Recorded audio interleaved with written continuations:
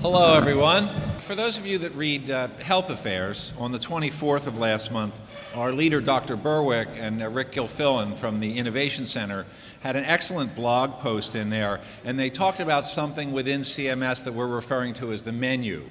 And these are the various projects that we've undertaken at the Center for Medicare and Medicaid Innovation, which is the locus of our new experimental work we're doing with the bequest we got from the Affordable Care Act. And the article talks about the Partnership for Patients initiative, where we've signed up more than 6,000 entities to work with us to reduce all-cause errors with patients and readmissions, talks about the work that we're doing around bundling payments, talks about the federally qualified health center advanced primary care advanced payment demonstration that'll work with 500 FQHCs. It talks about the multi-payer primary care advanced payment project that we're doing, I think, in about 8 states. Talks about the work that Melanie Bella and our group is doing to coordinate care for dual eligible folks. We heard this morning about California, which is one of the states that's gotten one of those grants to do that work. We're very excited about that. And then, of course, we've recently published our rules about the Medicare Shared Savings Program,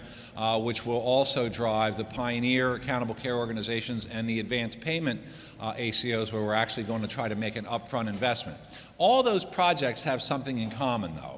And so your quiz to see if you're awake after lunch, to see if somebody can tell me, what do all these innovation projects that CMS have in common?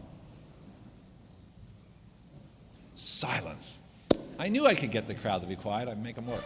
Nobody wants to guess. You don't have to guess. I was just wanting to get you to listen. Seriously, though, all of those things in my mind are built around Don's core belief in care coordination, and care coordination means getting information to somebody. It's not like when I grew up and we had the one drugstore and we had the one doc. His wife was also a doctor too. Everybody knew everybody. They knew your medical history. All the information for the state-of-the-art medical care at the time was available there in our community. When my brother put his hand through a door and we drove him over to Dr. Eichmann's house, and Dr. Eichmann wasn't home, his wife, who was a psychiatrist, threw him up on the washing machine and sewed him up.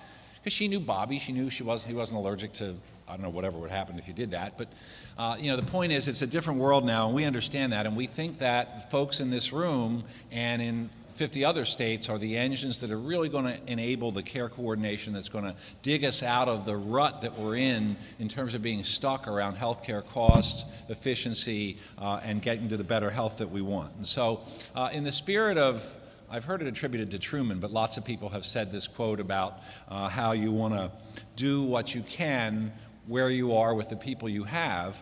I have some of our stars here from California. I don't know if any of you watch Dancing with the Stars, but I loved it last night. But these are some of our stars, and these are people who in different communities around our state have really made something happen. And it's my personal belief that the broader enterprise that we're all trying to bring happen is going to be built on these markers that have been laid down by people. So they're each going to briefly talk about some of the work that they've done, and then we can get a sense of what this picture of innovation looks like. And first is going to be Mike Hogarth from UC Davis.